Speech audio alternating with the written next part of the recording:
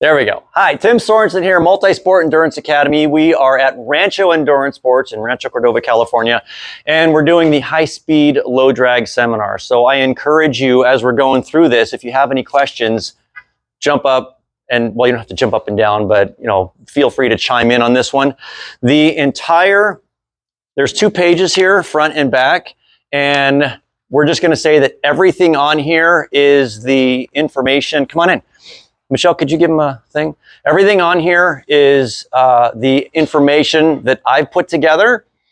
I'm not going to say that everything on here is right, but it's the information that I've gathered. So if you have an opinion on it, let me know, because there's always 2 sides of every story. And again, this is just the information that I've gathered. All that being said, if you're an engineering buff, there's a book, I think it's getting hard to find, called Faster. And it's written by Jim Gorley, and it's all the engineering equations behind every single thing in triathlon.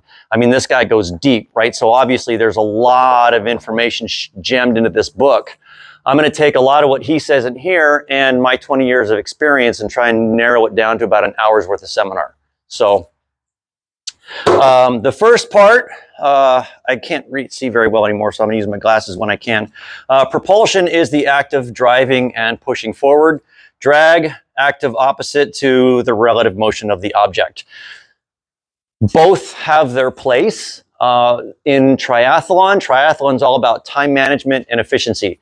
So if we can remove as much drag as we can, we don't have to work twice as hard to overcome it.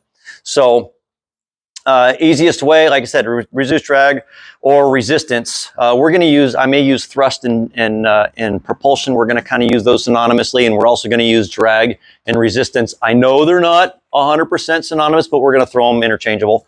And there's internal and external forces, right? So internal is resistance within the body.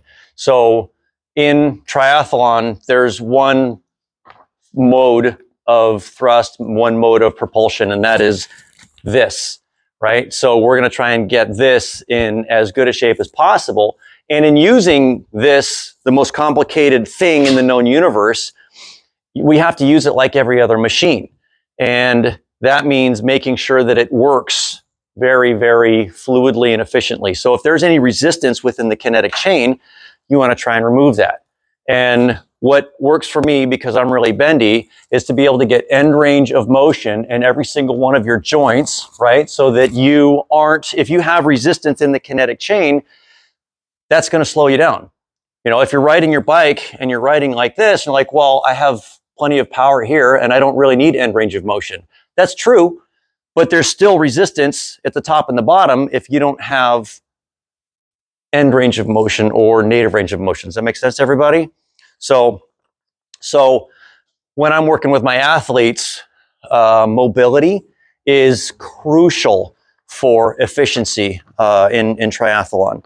Dehydration, that is a cause of resistance in the body, and improper fueling is a cause of lack of thrust, right? So we need energy to make us go forward. External forces would be improper gear,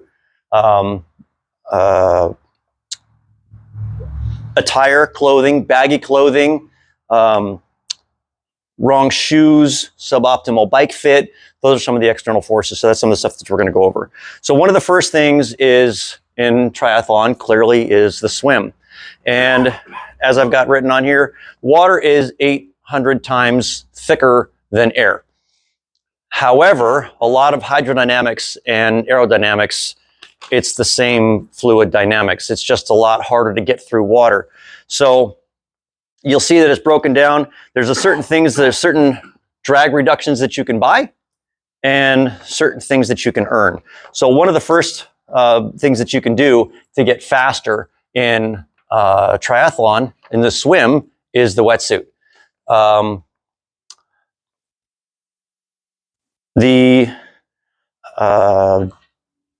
I'll just go ahead and read off here. Decreases drag by about 10%. You're going to reduce your heart rate by about 11%. and increase your cycle efficiency by 12%. So what that means is if you're a challenged swimmer, we just had a conversation last weekend about the triathlon at TBF, right? If you're going to do the sprint triathlon, should you go ahead and take the time to put your wetsuit on to do that swim? Are you going to be fast enough to take the time to have to take the wetsuit off between transitions? You know, between T1 and T2, can you swim fast enough? You know what I'm trying to say? So the answer was, unless you're wicked fast swimmer, no, you're better served wearing the wetsuit, because not only are you going to be faster in the water, but you're not going to be as exhausted getting out of the swim. And that's one of the things when I'm working with most of my athletes. Most triathletes, and I say most triathletes, swimming is not their jam, right? Duathlon doesn't sound as cool, so we do triathlons, right? Because there's a swim ahead of time. So you want to do a triathlon because it's part of the race, but you're not really good at it. So because of that, I'm going to try and get you out of the water as fresh as possible. And that means using a wetsuit so that you can get onto the bike and actually start hammering it. So that's one of the reasons. Now, as far as wetsuits go, there's a lot of, and it goes for all equipment in general. There's a lot of equipment out there, and most of them are trying to do the same thing. They're trying to get you as fast as possible. So when you start looking at the difference in wetsuits, you know, Roka right now is like the top of the food chain. You know, you can buy one of their $1,200 wetsuits, and you know, they've got all kinds of data to show you how they're better. And if you were at the top of the food chain, like your name is Lucy Charles, and you're actually really trying to shave seconds off of it, yeah, it matters. But when you're the rest of us mortals and you're trying to get through the swim as efficiently as possible, the difference between each wetsuit starts to diminish, right? So your best bet is to pick the wetsuits that's most comfortable for you. If you're lucky enough to get an entry-level wetsuit that's super comfortable, good for you. Sometimes that doesn't happen. Sometimes you have to start going up in price to make sure that you can get one that's really, really comfortable. The technology in neoprene has come a long, long way so that you can get stretchy, skin-tight wetsuits that are stretchy and easy to get out of. There's been a lot of us that have in this room, I know, that have been doing this for a while. When did you start doing this? 2004. 2004. Michelle, you were in the 90s, right? So back then, getting the wetsuit on and off was a joke. Right now, they've come a long way, so you can get something that's still tight, but it's super, super stretchy. You want to watch a shop owner freak out? Do this, right? But here's the thing. It's super stretchy, like packing tape, right? It's really, really strong. Don't get your fingernails into it because it'll snap, right? But really, really stretchy, super easy to get in and out of. So pick the one that's most comfortable for you. Now, as far as sleeveless or non-sleeveless, again, it's up to you. There's no massive difference in hydrodynamics between sleeveless and non-sleeveless. A lot of people with bigger shoulders find that it's a little bit less restrictive to use the sleeveless wetsuits. Personally, if I can get into a sleeveless wetsuit, I'm going to do that every single time. But I also hate being cold. I really hate being cold. So I'm going to wear the wetsuit that I need to wear, you know, so that I'm not so freezing cold. Right now, Folsom Lake, sleeveless. Lake Natomas, if you're brave enough to get into that cold water, full wetsuit, squid lid. So,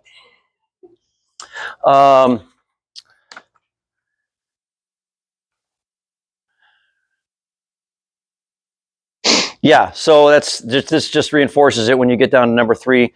Any wetsuits out there that boast that they are amazingly better than everybody else, you know, they may have the data to back that up, but let's start looking at where we are in triathlon and how much those little differences actually make to somebody that's trying to shave off multiple minutes, not seconds.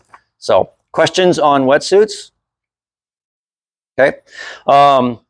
As far as, just to throw this out there, as far as goggles go, the best goggles for anybody are the ones that fit your face the best, that don't leak, right? That's the best one for you. Free form fitness. Given a proper training plan with consistent focus on form, your fitness will come. So that's always that debate. What's more important with swimming, form or fitness? I know a lot of guys who are ripped and amazingly fit and who suck at swimming. So clearly fitness isn't the key one right there. Everybody knows somebody who just doesn't look that fit and just ripping up and down the lanes. It's because they figured it out, right? They're super hydrodynamic and they know how to slice through that water real easy. They got great form. Both are obviously really important. Couple of hints, right? I've been told that these few hints go a long way. Hand entering the water. You got to remember that we are trying to slice through the water and water's really thick. So what you want to do is think about the spots that are removing drag in the water. So you want 3 points of contact in the water. When you're flat in the water, the back of your head, your hips, and your heels, right? Stay up on plane. Anybody ever water skied before? You know, when they say, hit it, and the boat's like, whoa, until it gets up on plane and then it goes fast. We need to get you up on plane, right? So pretend like you're in a long tube. And if you're in that long tube, the body is like a boat in a long tube. You want to keep your feet nice and tight, high cadence. If your head is down, your hips are up. And then as far as the catch, when the hand comes up out of the water, your hand goes in here, reaches forward. If you have a swim stroke is extremely similar to a muscle up. Does anybody know what a muscle up is in CrossFit? That's when you grab something and you go from here and you go to pull it up to there. Like let's just say the bars, and I grabbed the bar and I pulled myself up. So the bar was right there. That's your swim stroke, right? So if you were to think about here, hand up, if I can use all this surface area pushing against that water, that gives me a lot of force. And now I'm using these big giant muscles right here rather than these tiny little shoulder muscles. Does that make sense to everybody? So into the water here, push to there, more surface area. I see a lot of people, they get their hand in the water, they splash their hand in the water right there, and then they pull like that. When they do that, they're using tiny little deltoid muscles, which are going to fatigue really quick like, and they're also trying to pull straight instead of using this massive muscle right here. Does that make sense? So you're kind of setting yourself up for a shoulder injury right there. So questions on that? Nope. Anyone? I know you're kind of interested in all that stuff, right?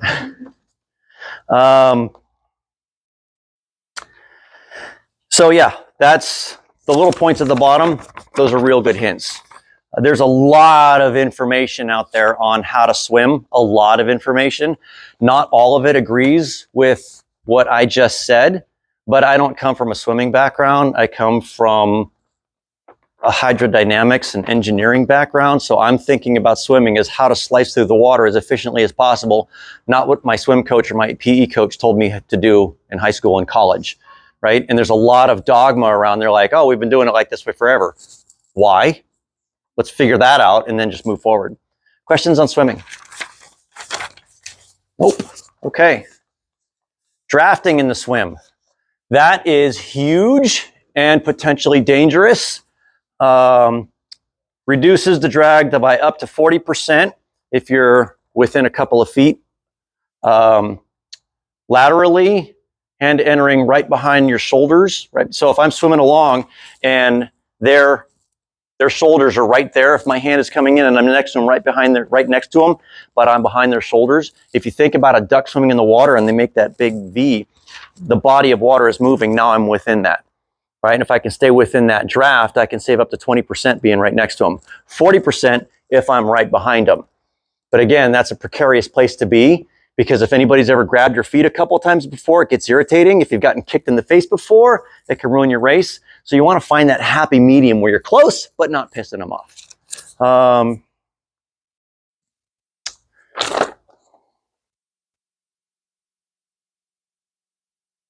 Exercises for the swim. Real quick, like we already talked, that hanging from the bar, that's really going to help you open up your shoulders.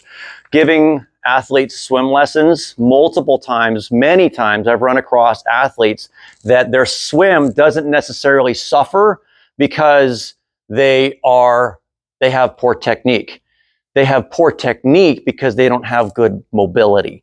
You know, one guy was asking me to give him swim lessons and he said he's been through a whole bunch of coaches and nobody can seem to help him. I'm like, well, put your hands over your head as high as you can go. And he got to right there. You can't slice through the water. I mean, that guy, there, you could have a spear going through the water or a water noodle. This guy sliced through the water like a water noodle, right? There was just so much drag. So if you can just hang from a bar, that's really going to help you open up your shoulders. 2 minutes. I mean, if you can't completely hang from the bar, just find something to just stand there for 2 minutes. If you can even get to 2 minutes, if you've never done this before and you try to stop, you're going to be like, ow, ow, ow, ow, ow, ow, ow, ow, right? So that sort of mobility really, really helps. Inverted snow angels. Anybody know what that is? Anybody know how to do a snow angel? Right? Flip over, inverted. There's your inverted snow angel, right? That engages the entire posterior kinetic chain, right? So it's basically doing jumping jacks laying face down. Really helps open everything up. Very good for swimming. Bent over freestyle. Everybody's seen the bands. Grab the bands and just kind of like that. You know what I'm talking about when you've seen the bands? Right? Very, very helpful. These are some of the things that you can do if you can't get to a pool on any given day. You can run through these things, and it's very, very helpful to increase your swimmability. Pull-ups, dips, and then Sphinx to Chaturanga. So pull-ups and dips, right? We already talked a little bit about the muscle up. That pull-up right there is the beginning of your swim stroke. As soon as your hand goes into the water, there's your pull-up. Right? If you ever do a bar dip from here to here, as soon as you get to here, boom, get your hands over. Now you're using the triceps, right? So pull-ups and dips are extremely beneficial for swimming. And then the Sphinx to Chaturanga, if you can do it, come into a Sphinx position from here and then come to here. From there to there. Very, very helpful in strengthening the shoulders for the transition from when you get to here to there. Does that make sense? Right? That seems to be a really weird spot. You can get to here and you can get to here, but that seems to be a big weakness, right? So if you can strengthen your shoulders in that area, it's very helpful for your swim. Questions on anything? Feel free to jump up, right? Chime in. Any tips on getting the wetsuit off faster? Yes. Yes, actually. Somebody throw me a can of Tri-Slide.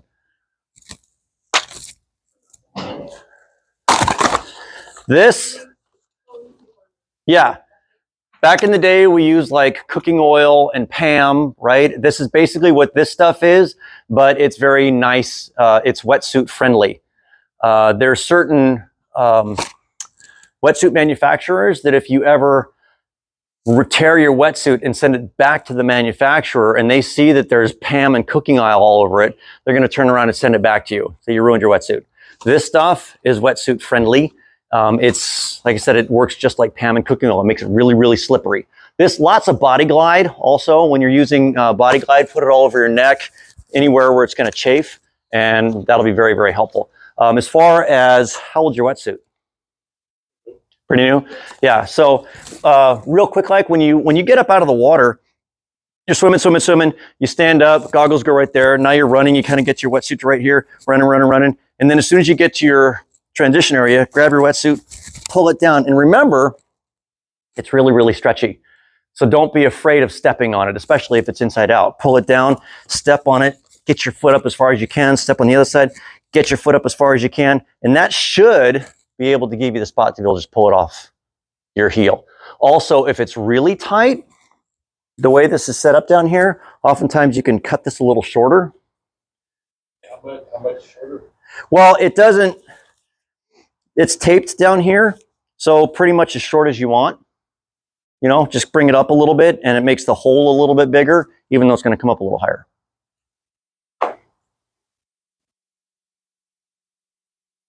So the Tri-Slide, do you actually put it on?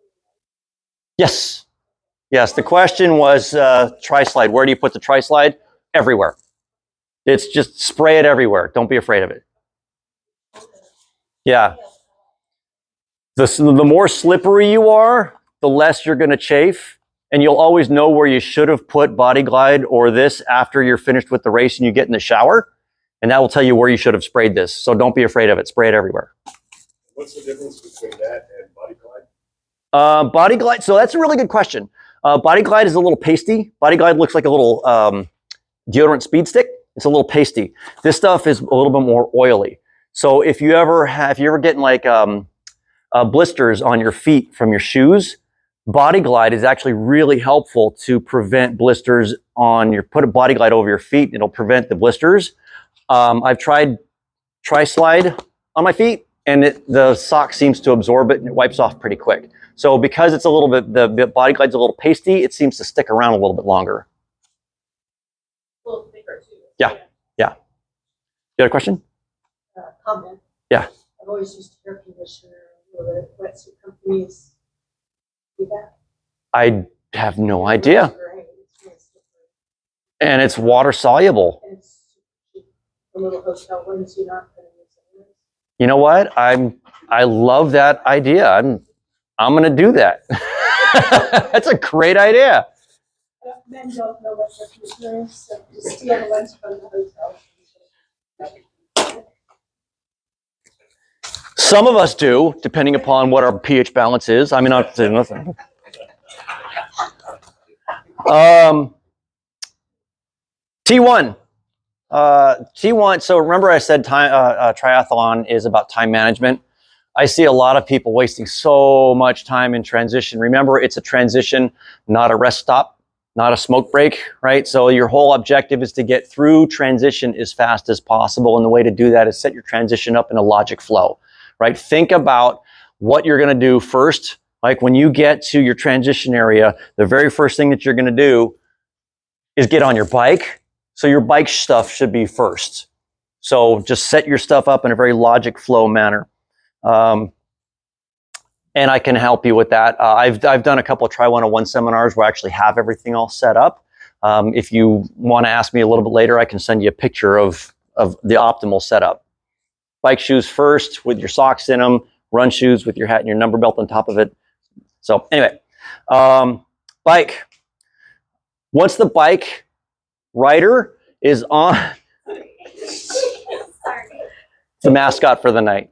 Once the bike rider mounts the bike, okay, you're stealing the show. Come on, come on. Oh, there's the Right? Like up here, up here. Oh,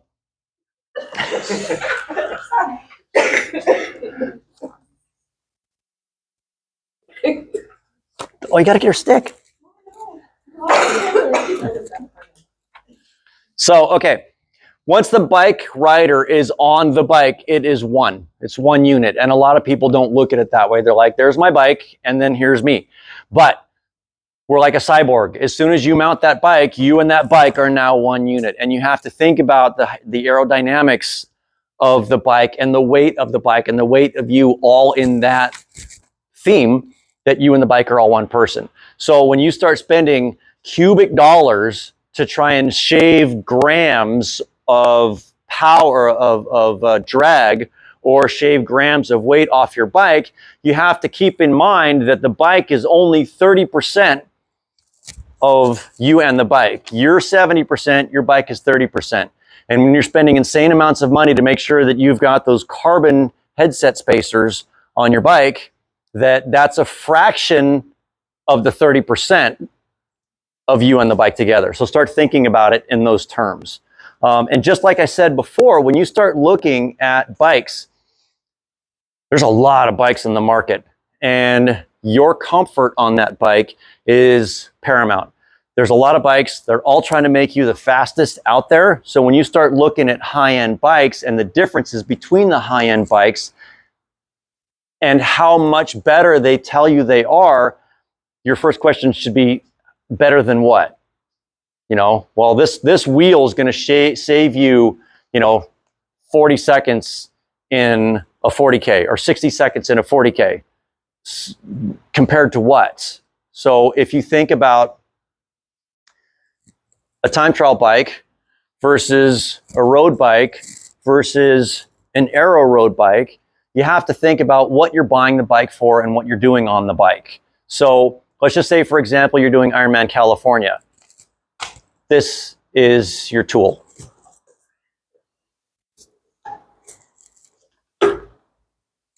This is the best tool for Ironman California. It's flat, it's straight, and it's really, really, I'm not going to say fast. It's not fast, you're fast. But it's flat and it's straight, And that's what a time trial bike was made for. Over the summer, Michelle and I did Lake Tahoe 70.3. And it starts in West Tahoe and goes down around Emerald Bay and back. It's hilly, it's curvy, it's a technical course, and not the best suited. You know, these aren't the best for climbing, and they're not the best for cornering and braking, where a road bike is, right? So the road bike came in kind of handy. Now, if you're cool enough, or dare I say first world enough, and you have a whole knife roll, you know, kind of like a golf club, you know, you got a whole bunch of bikes to choose from, then pick the right bike, right? But if you don't, then think about what you're going to be using the bike for most. If you're buying a bike so you can do a triathlon, then get one of these. If you want to ride and you like riding your bike and you're going to do some triathlons, but your point was to buy a bike was so you can ride your bike and throw in some triathlons, get a road bike. And then think about where you're riding. So this guy right here is the combination of both. It's aero and road. So basically you've got all the aerodynamics of this guy, but it's set up a little bit more like a road bike. So it's going to handle a little bit better. It's going to climb a little bit better, be a little more aerodynamic, but it's not going to climb as pure as a road bike, a straight road bike. So again, you want to look at the differences in the bikes and what you're doing with them. Basically, you've got a dragster and a Formula One car, you know. So, and we were looking at, you know, time trial setups, 40% in a 40K. What they're talking about there, this guy is going to be, you see the difference between where the seat is and the bottom bracket, as opposed to this one over here. You can see that this bottom bracket is significantly farther in front of the seat than this. Can you see that? Right? The advantage to there is if you're sitting on top and you're a little bit more aggressive, your hips are going to be a little bit more open. That's going to help you run a little bit better off the bike. That makes sense? Instead of sitting like this, your hips in major flexion, and then as soon as you get off the bike to run, you're going to run like you're still sitting on the bike. This one's going to be a little bit more open. So, weight and aerodynamics.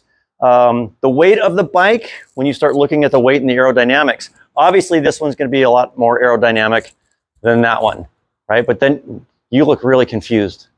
No, that is. Okay. Aerodynamics will give you better performance on weight, purely weight versus aerodynamics. You're going to get better, you're going to gain more speed with aerodynamics versus weight, right? So when you start thinking about how much you're spending on a bike, right, and you think, when you look at some of the time trial bikes, and like time trial bikes, your average time trial bike is going to be somewhere around 20 pounds. Your average high-end road bike is going to be somewhere around 16, 15 pounds for a high-end road bike. But if you are, if you don't have a really good fit on this thing, and you're in a really upright position, that weight doesn't really start to come into handy until you're at a 10% grade or more. So if you're riding like this and you're super aero and you start going uphill, your bike might be a little bit heavier, but the aerodynamic benefits are more than the weight being a little heavier. Once you start getting up to a 10% grade, now all of a sudden the weight actually starts coming into play because it's steep, right? Does that make sense? So you're not going fast enough at that point generally, unless you're in the Tour de France. You're not at 10% grade. You're not generally doing 15 plus miles an hour-ish, right?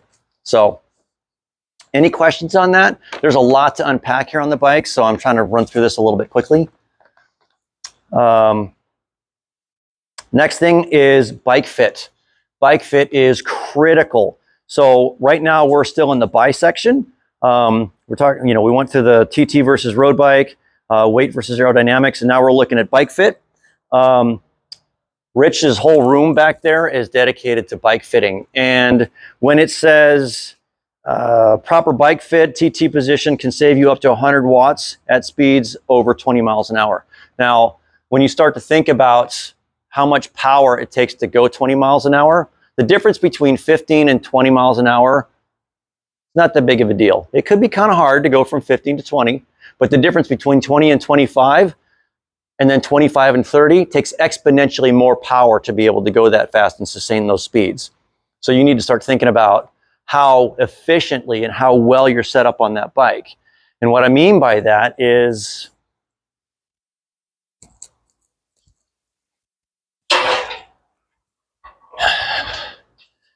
if I were to step up on this chair, I'd put my foot right there, the orientation of my knee and my ankle. It's super easy for me to step up on this chair, right? So if I was standing back here, it would be pretty difficult to get up. And if I was way over here, it would be still as difficult to get up. So if you think about the 3 contact points of you on your bike, 3 contact points are handlebars, saddle, and pedals.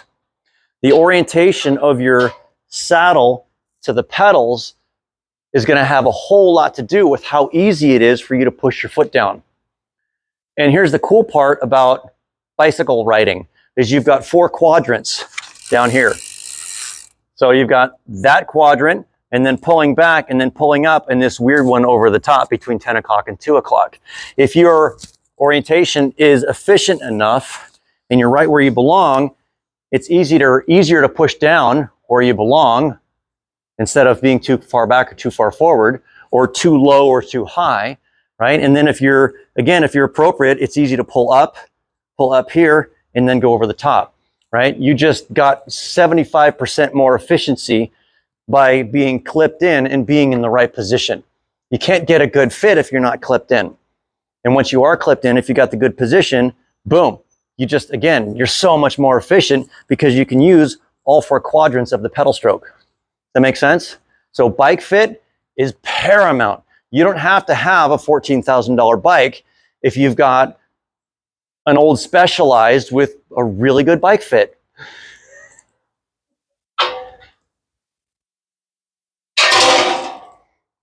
So, and all that being said, my favorite bike, if my house was on fire right now and I had to choose one of my bikes, I've got an old steel frame Torelli. It's the most comfortable thing and it fits wonderfully. And that's the bike that I'm going to grab when I run out the house, right? If I had to choose one of them. So it doesn't have to be the latest and greatest bikes. Not to mention it's a really pretty Torelli. So that's a different subject. Questions on bike fit? Yeah.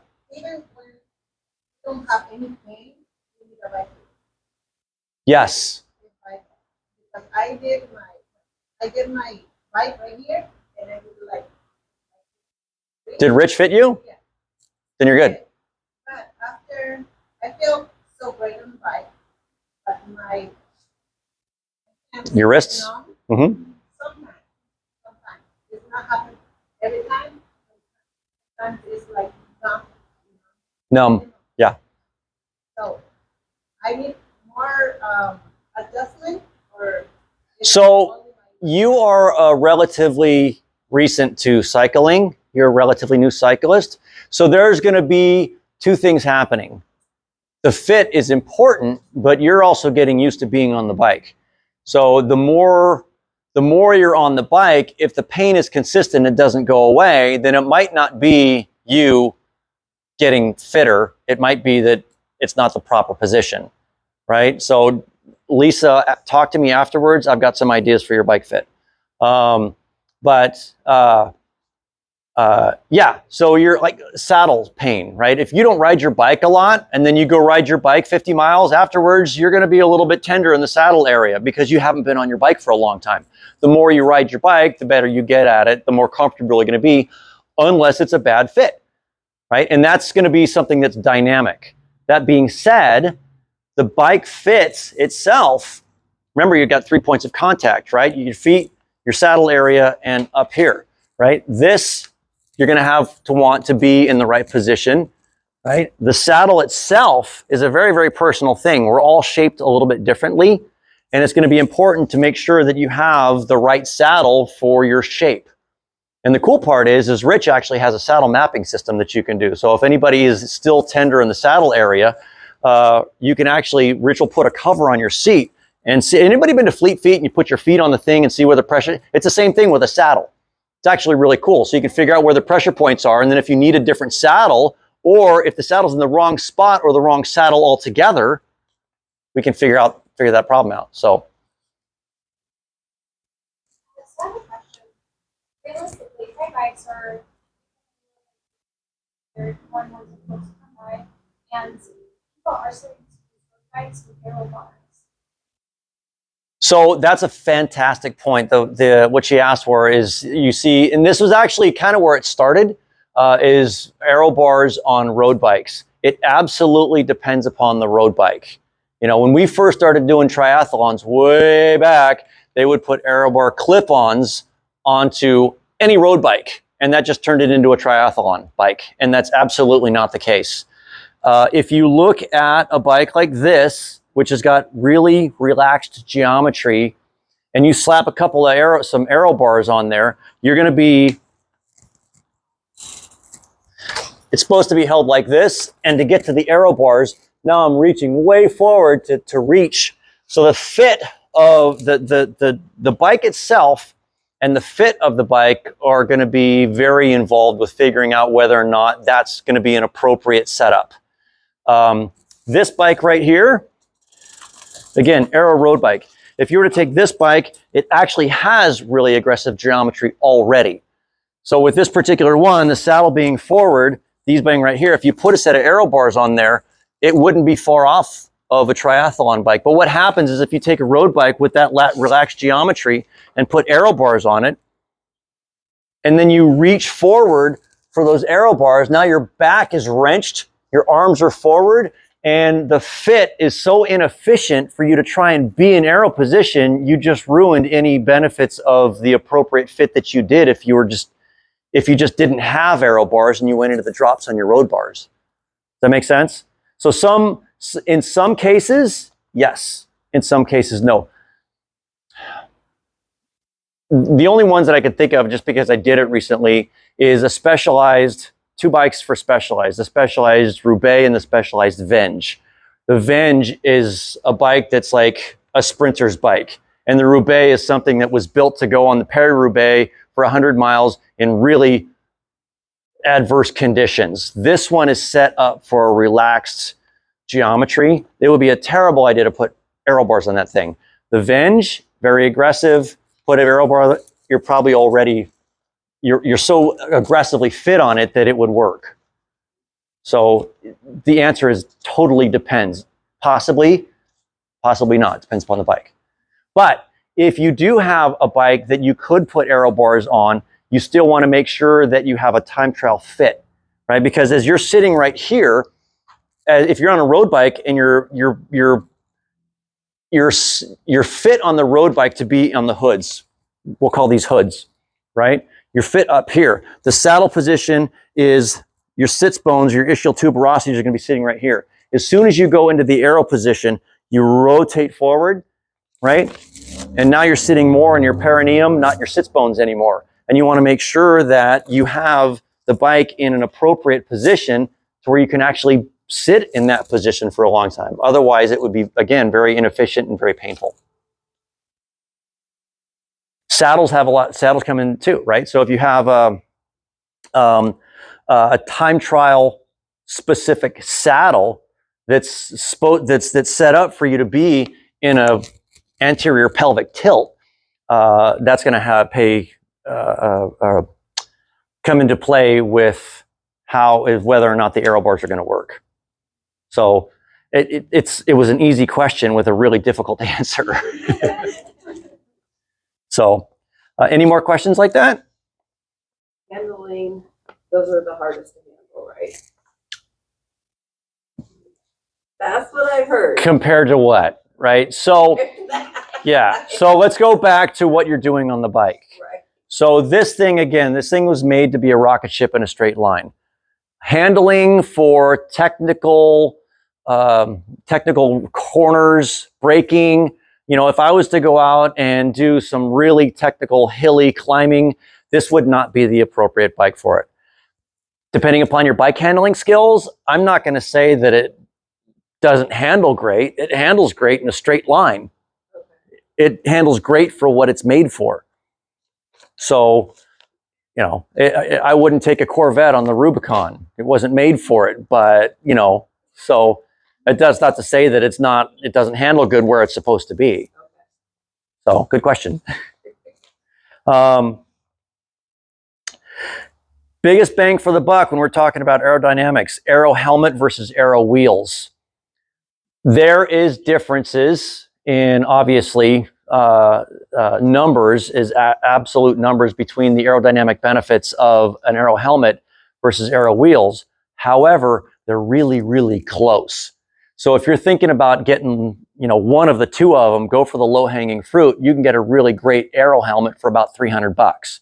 If you want to get some super dope aero wheels like these guys right here, you're looking at a little more $2,500, right? In a perfect world, get both, right? But start off with the thing that's going to make you a little bit faster. Back in the olden days, when the aero helmets were long, pointy things with absolutely zero ventilation, you had to be really careful about where you were wearing an aero helmet. When you looked at the days of Chrissy Wellington and Craig Alexander competing in Hawaii, they weren't wearing aero helmets because it was too hot. Now, the technology with aero helmets has come so far and the ventilation is so great that you can get an aero road helmet. So you're going to get the aerodynamic benefits of an aero helmet that has plenty of ventilation. So you can get an aero road helmet I mean, they've just done a lot with technology in helmets so that they are pretty aerodynamic. So, and like I was saying earlier, when you're looking at all the products out there, the difference between the higher end products, one aero helmet versus another aero helmet, pick the one that you think looks better on your head. Pick the one that's more comfortable. Comfort is going to be key. With all of this is an endurance thing. We're going to be out there for a while. So the most important thing for you is to be comfortable. When I'm doing a bike fit, the first thing I do is try and get all the numbers lined up. The second thing I do before they leave is to make sure that they're comfortable, because I can get you in a really aggressive position that's going to make you really aerodynamic. And if it's uncomfortable, you don't want to be out there for very long. And we're going to be out there for a long time. And I need you to be happy when you're out there. So comfort is key. So start with where you should be, get comfortable, and then you're going to be a lot happier being out there for a lot longer. And you're going to be much more efficient, even though you might not be as aerodynamic as you could possibly be. You're going to be out there longer and more comfortable, which means the fatigue that you're going to get from being inefficient, you're going to get more fatigue from being super aggressive, and that's going to ruin your run. Does that make sense? Right? Remember, we're going to be out there for a while. So, as far as the different wheels, again, pick the ones that you like the best. The difference between Reynolds and Zip and Envy are so minuscule that, you know, pick the ones that you like the best. They're great. They all have different benefits, but they're all really, really close. That being said, pick the right wheel for the event. So for example, you see that if anybody watches Hawaii, they don't allow really, really deep dish wheels on the front, and they don't allow discs at all in the back because it's a windy course. You're going to get blown off the course. So you need to pick the appropriate wheels in the first place. Questions on any of that? Yeah. How often do they need to be replaced? No accidents. I believe there's actually a suggestion on that on the helmet somewhere.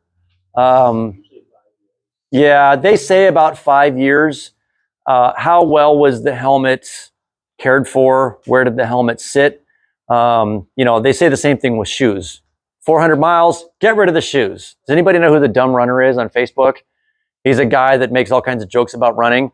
And he showed a guy that was like injured, and he's like laying on the side of the road injury, and he says, man's shoes pass the 400-mile mark halfway through a 5K, right? Yeah, so if your shoes if you think your shoes are bothering you, we're going to get to shoes in a minute, but since you asked, and I'm going off in this metaphor, if your shoes are bothering you, or if you're starting to get a little plantar fasciitis or some sort of problem, you think it might be your shoes, the best thing to do is to buy another pair of shoes and wear them. If the problem goes away, you know it was your shoes. If the problem doesn't go away, great. Now you have a spare pair of shoes and you don't have to buy another pair in the near future. But that's the best way to do it. As far as helmets go, if it's a well cared for helmet and it wasn't sitting out in the sun and it's not beat to hell, 5 years-ish. But I can't say that I know the exact answer on that one. When it breaks, that's a good one too, right? Yeah. If it's got a crack in it, don't wear it. I saw a guy riding a helmet the other day that it was beat. I mean, it looked like he got in a few crashes. I wouldn't be wearing that helmet. You know, one crash, I'm calling it good. I'm getting another one. My melon's worth more than a couple $100, so I'm going to protect it. Power meters. The number one riding partner that you can get is a power meter. It is absolutely not necessary, but man, it will pay dividends. Once you can figure out what your, we'll call it your functional threshold power is, and then you work out at, percentages of that, it's a marker just like a heart rate monitor is, right? Heart rate monitors, power meters, they do the same thing. Power gives you instant feedback. And when you're looking at doing a race, if you're training with the power meter and then you figure out what the numbers are supposed to be for the race, then you can stay within your envelope on that race. And the idea, we have to remember that triathlon is a swim, bike, run, right? It's not a swim and then a bike and then a run. It's a swim, bike, run. So you need to make sure that each leg is set up for the following leg. Remember earlier I said I want you as fresh as possible off of the swim to go in and have a great bike. I want you to be able to get off that bike and be able to go run, right? And if you decimate yourself on the bike, your run is going to be awful. So if you have a power meter, and here's the thing, if you're riding along and you fall into the competition, right? And people are all flying past you and they're like, I must be going slow. And then you start pushing a little bit too hard. Or if you're feeling great, oh man, today's awesome, right? And you're out there and you're riding really hard. And then all of a sudden you're pushing way out of your envelope because you feel great. And then you get off the bike and again, you're trashed. And I fall into this all the time, which is why I love my power meter because it keeps me honest. Example, last year at Salem.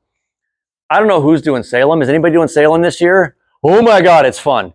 It is one of the most fun courses that I've been. So Santa Cruz has been my funnest course ever until Salem. It is a blast. And the swim was a downhill swim, right? So it took me like 19 minutes. And then the bike was so much fun and my computer kept shutting off. I didn't have the right setting and it kept it kept timing out. So I'd have to come up out of arrow and hit the button to see what I was doing. So I finally said, forget it and just rode by feel.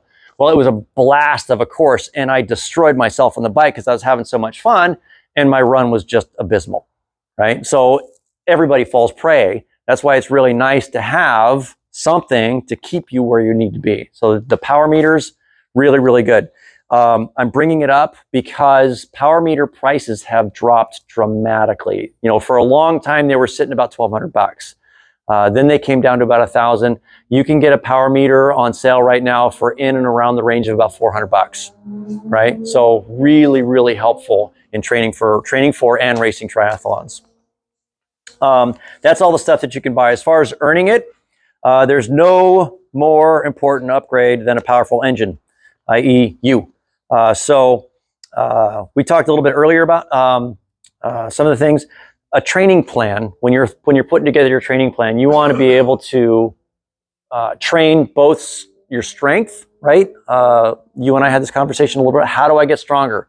A little bit of strength goes a long, long way. So in a perfect world, if you could do 3 bike workouts in a week, one of them would be short with really hard intervals. One of them would be your race pace, right? So that you can start to get familiar with what that feels like for race day. And one of them is going to be long and almost embarrassingly slow. The problem is most people don't want to push really, really hard because it hurts, and most people don't want to go really, really slow because it's boring. And you end up sitting in that area right there, which works, right? It's not bad. You're burning calories. You keep on keeping on. You're getting a little better shape, but you're going to get better benefits if you train polar opposites. You know, keep your short really, really hard. When I say hard, I mean really hard, right? Push super, super hard, but it's short, so you can do that. These ones over here, if you're going out for anywhere from a 2 to a 5 hour bike ride, nice and slow. You know, by the end of the 5 hours, you're gonna be pretty tired, right? Or 2 hours, depending upon what you're training for. So, you know, keep them separate. And like I said, that one in the middle, that's your race day. The more often you do it, the more comfortable you are. And then on race day, it's just gonna be another day at the office. Cadence, somewhere around 85, right? So if you're training really hard, right? If you put in a big hard gear and your cadence somewhere around 60, you're building up, you're using all your muscle glycogen stores, and you're going to need those for the run, right? So you're trying to save your muscles. You're trying to stay in your aerobic zone, trying to use all your aerobic capacity and save your muscles, the easier fatigue things for closer to when you get onto the run. So the optimal number for cadence is going to be somewhere between 85 and 95.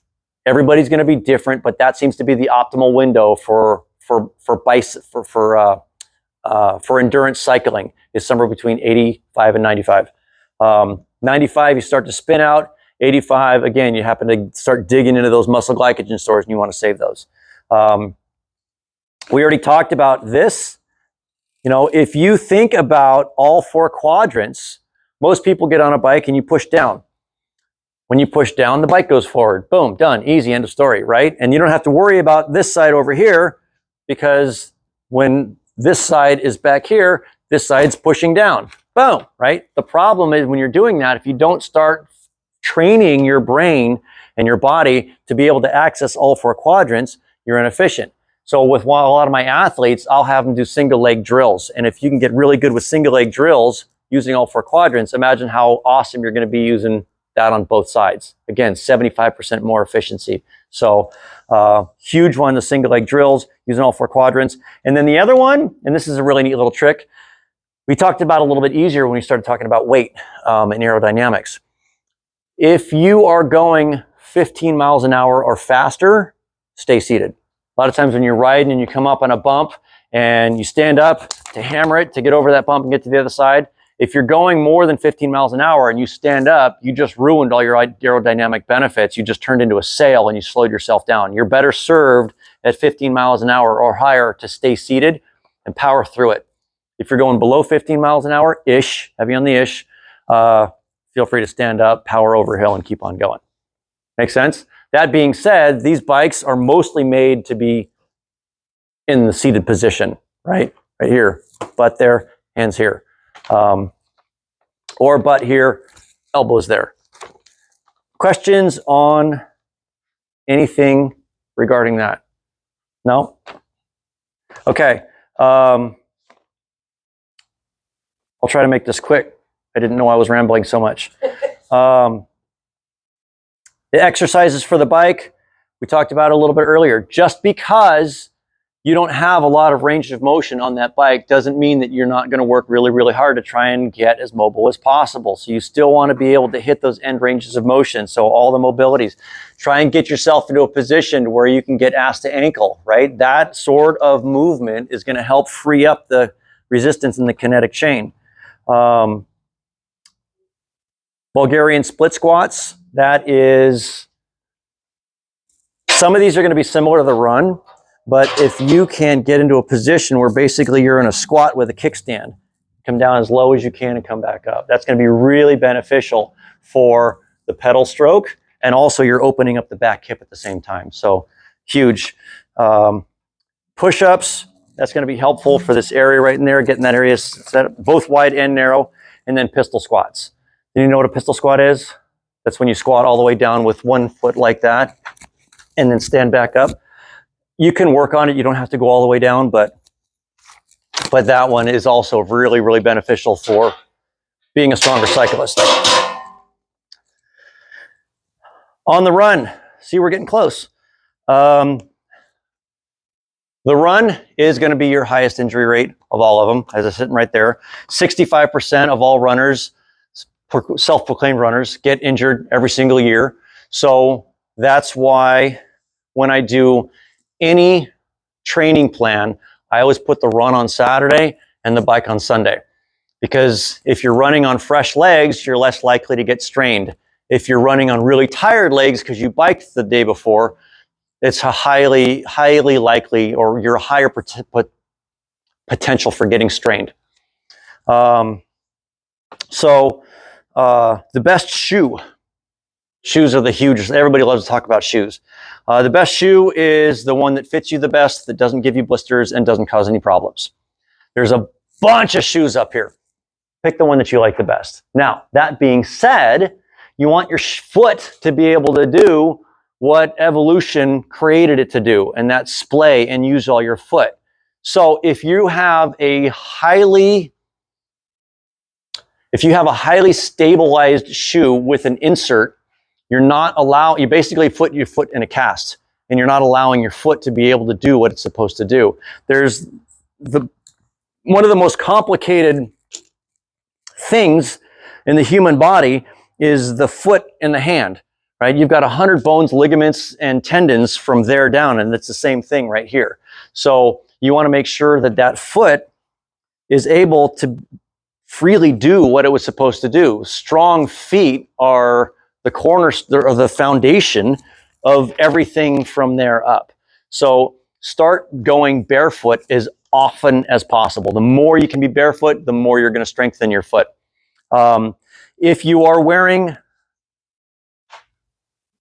inserts, there's a very small percentage of the population that absolutely needs inserts. I'm not going to say that there aren't people out there that don't need it. Some people have some serious issues and they need an insert. Most people don't. What you want, the reasons that people get inserts is because their feet hurt for various reasons. And then if you can remove some of the tension in there, then it's going to relieve the pain. But as soon as you put an insert in there, you prevent the foot from, again, doing everything that it was supposed to do. And now all of a sudden, your foot's it's getting worse. It's getting worse and worse. So now all of a sudden, these things aren't shoes anymore. They're sensory deprivation chambers, right? So does that make sense to everybody? So what you want to do is try and get a shoe with a bigger toe box to allow your toes to splay, right? And if you can get a little bit of a lower stack height, and what I mean by not a stack height, but a drop, that means between the heel and the toe, the lower it is, the more you're going to be able to access the springiness of your foot. Now, as far as the stack height goes, the higher the stack height, the more of a cushion you're sitting on. So if you have challenged feet, knees, ankles, hips, right? And you need to use a higher stack height shoe so that you can run and walk, then by all means do it.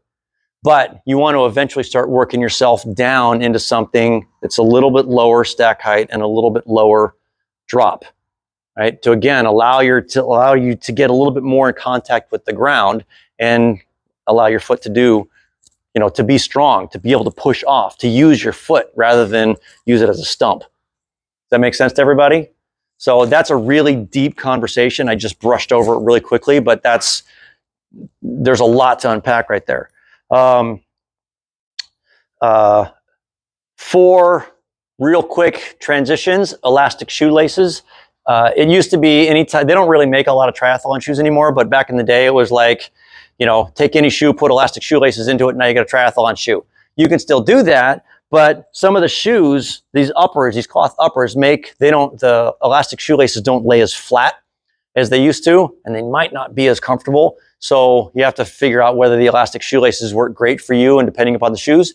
If you want quick entry, you can use a little lace locks, right? And that makes it quicker in transition. As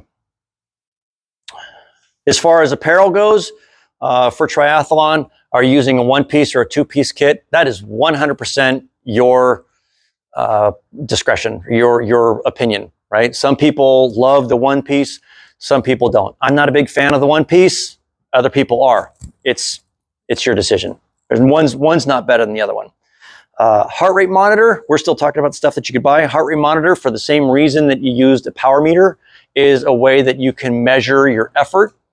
Once you figure out what your lactate threshold is, you can do that in the field test. Then you could start training at percentages of that for your long runs, your short runs, your hard runs, your hill runs, and you're going to get a little quicker bang for the buck by being able to train in specific zones. There are power meters for the run. I don't think the technology is there yet. Basically, they're just taking your heart rate and your pace and they're putting together in a equation and making it come up with a number. I think a heart rate monitor does just fine. As far as what you can earn to be a faster runner, proper mechanics.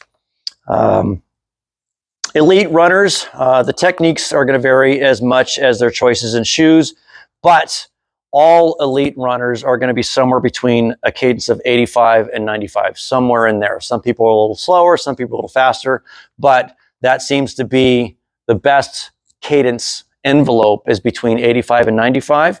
And when you look at the way running, once you slow your cadence way down and then you look at the run form of somebody that's running with a really low cadence, what you see is somebody running like this. Right? Does this look familiar to anybody?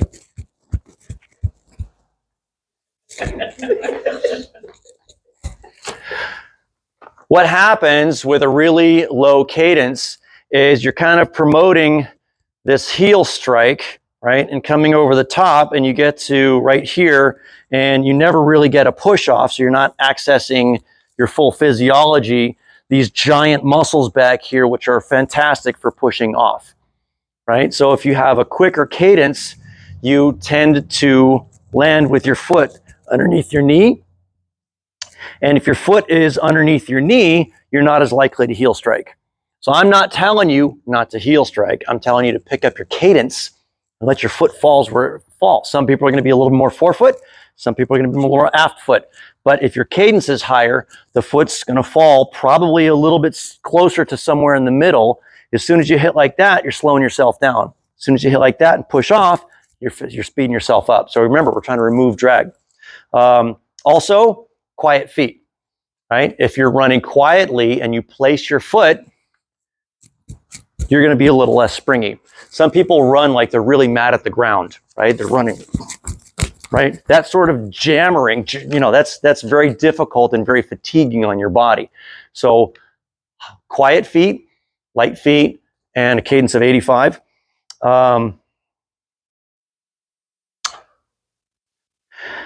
And here's the big bonus. The cadence of 85 to 95 happens to coincide really, really well with the cadence on the bike, right? So if you figure out what your optimal cadence is on the bike, which is somewhere between 85 and 95, and then you match that with your cadence on the run, which should be between 85 and 95, then after you get off the bike and start your run, your brain is accustomed to that sort of a turnover, and it makes the transition from the bike to the run a whole lot more fluid. That makes sense to everybody? Okay. Exercises, a lot of the stuff was the same as the bike. The mobility squats, you're trying to remove all of that tension and that resistance in the body. The Bulgarian split squat. Squat to row, that's if you were to squat down and come up. That helps activate the glutes a little bit more, which you use on the push off on the run. Box jumps, a switch foot box jump is one that's going to help you facilitate that quick snap, right? Pistol squat, like I showed you a little bit earlier, and jumping rope. Jumping rope is spectacular for foot strength, ankle strength, and calf strength. And it also helps train your body for the actual way that your feet should be hitting the ground when you're running. Yes, I was looking at you. So, questions on that? Nope. All right. So fueling and hydration. Studies show that a level of dehydration as low as 2% can result in performance reductions up to 44%. So hydration is huge. That being said, overhydration is not the wisest thing in the world. I know this really hot topic right now is hyponatremia. That's by people drinking too much. So don't do that. If you were to take a sweat test, figure out what your sweat rate is, you only want to replace about 95% of the water that you sweated out. No more than that, right? So don't drink everything you can because it's too much. And then once you figure out that, throwing the equation out there, if you're replacing about 95% of the fluids, whatever that number may be, anywhere between 12 to 30 ounces, then your fuel intake would be about 4 to 8% of your overall fluid intake. So that little equation there just told you how to make sure that you're getting appropriate fueling, appropriate calories for the overall fluid intake. Does that make sense, everybody? Fuel on the bike. Don't waste time in transition. See a lot of people getting into transition and they're eating and they're taking goos. Remember, it's not an aid station. It's not a rest stop. It's a transition area. Keep all your fuel on your bike. Get out of the swim, grab your bike and go. All your fuel is going to be here, like in a bento box, in your bottles, wherever you keep it. That's where you're going to do your fueling. Last page. Weight loss. Losing unnecessary pounds yields performance benefits extending beyond lightening the load. So just because you're a little lighter, remember when I said earlier, you and the bike are one. So before you spend $1,000 to try and save yourself a pound, it might be a little easier for you to lose a pound of you and not worry about having to spend all that money. No, I know that. However, the performance benefits go beyond just being 1 pound lighter, because now your body, the oxygen uptake is going to respond differently, right? So you're going to perform better with that 1 pound lighter than just saving the 1 pound on the bike. So basically what I'm saying is a pound less of you yields better benefits than a pound less right here, right? So that's another seminar, right? I'm just throwing this out there. Exercises for fat loss, not actually exercises, but things that you can do. Exercising right here makes you strong. Your diet has a whole lot to do with your weight, right? So when you start looking at the food that you're eating, cutting carbs sucks. Nobody ever called somebody up and say, bro, we're going to go lose weight. You want to go? Like, nobody does that, right? It's not fun, but you can start finding ways to get that in there. I keep kicking this thing. Cutting out processed carbs, right? Eat things with one ingredient.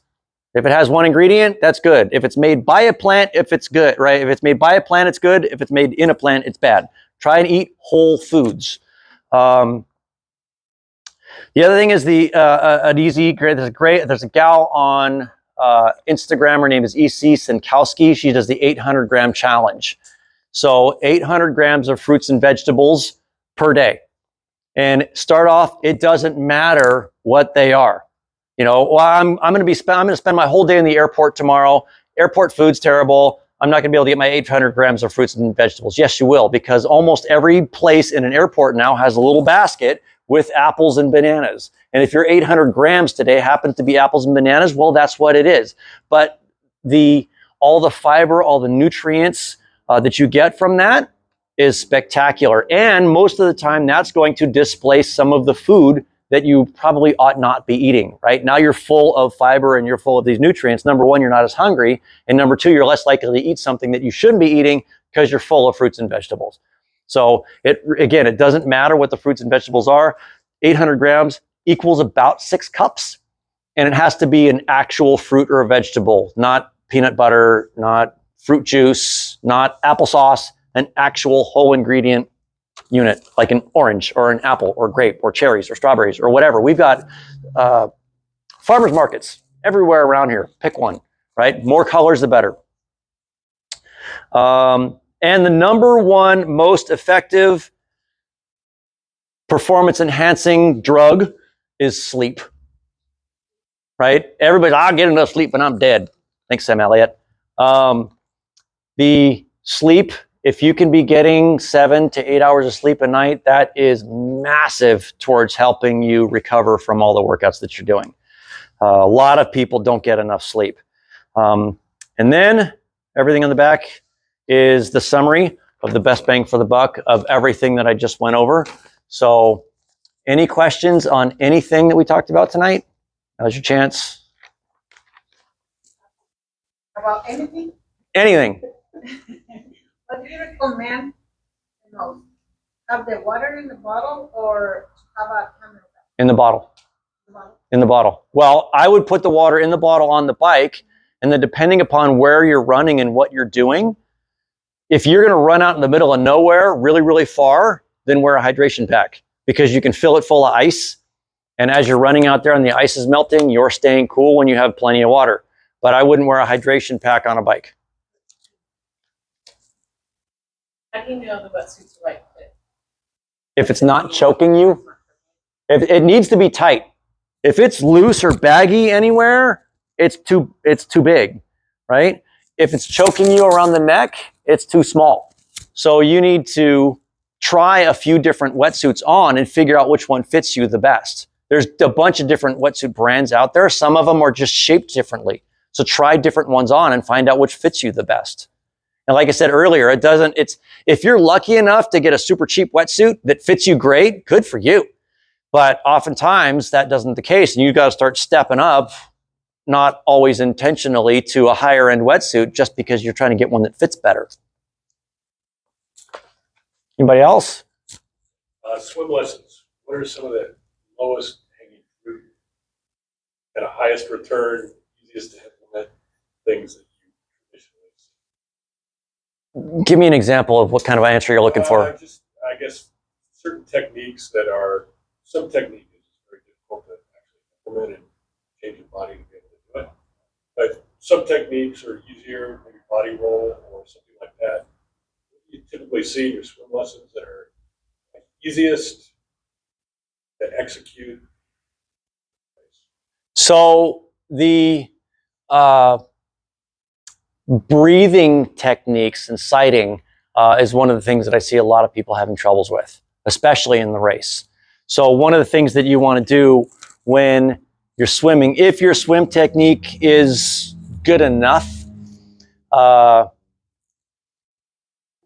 you coming up, take your breath, come over. You want to make sure that when the elbow comes up, I see a lot of people have the timing off. The timing in the swimming is really, really off, right? So after you start your pull, your thumb hits right there, the elbow comes up like it's pointing at the ceiling, that's where you take your breath. It's really easy, you're already on your side. When you reach forward to this side, it comes over, it's the same thing. Bilateral breathing is going to be more efficient than one side breathing every single time. However, sometimes you need more air. So for example, when you first start the race, energy is really, really high. You got a lot of butterflies and anxiety, and they say go, and everybody runs out with their teeth, hair, and nail bites on fire, right? So you're trying to like swim as fast as you can. You need more oxygen. Breathe to one side, right? And then as you get a little bit more, as you're around the first buoy and you're able to find some clean water and settle down a little bit, then start your bilateral breathing. So bilateral breathing is also one of the things that is very helpful, because a lot of single side breathers, when you're constantly breathing to one side, what's happening is you just keep turning your head that direction. And as soon as you get off and you get on the bike, now your head's kinked because you just did that a few thousand times. So if you can breathe bilaterally, the other benefit to that is bilateral breathers generally have a tough time swimming straight because they're only looking that direction. And when you think about the biomechanics of breathing only that direction every single time, right? You're coming over here, and then this hand comes in, and you're going to get a really good pull over here, and then you're breathing again, right? You're going to over-rotate on your breathing side and not rotate enough on your non-breathing side. Most of the time, this hand comes up plenty high, and then this hand comes over, and you just kind of sweep that hand around so you can come back over here. So if you're bilateral breathing, you're going to be more symmetrical, and you're going to get a better and a more even pull on your swim, which means you're going to swim straighter. So do you bilateral breathe? Yeah. So bilateral breathing is going to be one of the biggest benefits towards a more efficient swim stroke.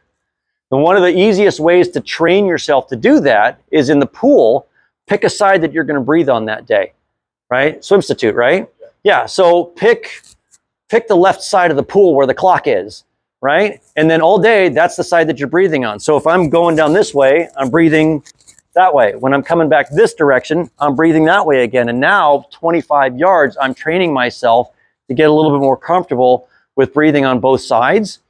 The more you do it, the easier it's going to come, right? A lot of times when you start breathing on the wrong side, or you start breathing on the side that you're less comfortable breathing on, you get disoriented and you can't swim a straight line to save your life because you're not used to doing it. So the more you do it, the better you're going to get at it. Swimming is one of those massive neuroplasticity things, right? The more you do it, the better you're going to get at it, or you're going to quit because you hate it, right? So yeah, it's seriously the more, and it's some of these things, the biking, the running, and the swimming, mostly the swimming, right? You really focus on good form and you keep it up and you keep it up and you keep it up, you're going to get better at it just because your brain is going to start to understand how easy it is to move that way. Go ahead. Thank you very much for coming. But yeah, start bilateral breathing for you. That's going to be probably one of the biggest things. It's probably going to take you a few months, but do like a 100-yard or 1,000-yard time trial. That pool's meters, so do like a 1,000-meter time trial and mark it, right? And then start really practicing the bilateral breathing, and then try it again in like a month and see if you notice any difference. Anybody else? Thanks, everybody. Squat to row. Yeah. I actually ran through that really, really quick. A squat to row is if you take like a set of resistance bands and anchor it down at like a door, right? And then if you're holding on to the bands right there, I'm squatting, and then as I stand up, I row, right? And I'm squeezing my glutes as I'm pushing forward, and that really helps. If you think about what's happening, if I go from here to here, and I've got my glutes engaged and my hands are back here, that happens to look like a really good run form, right? So it's really good for activating the running muscles. If you have my information's on there, right? So if you have any questions on any of this stuff, clearly it's my favorite topic and I could go on, but we're way out of time. So I know, right? Sorry about that. So any questions on any of this stuff, I'm more than happy to talk to all of y'all about it. Thanks for coming.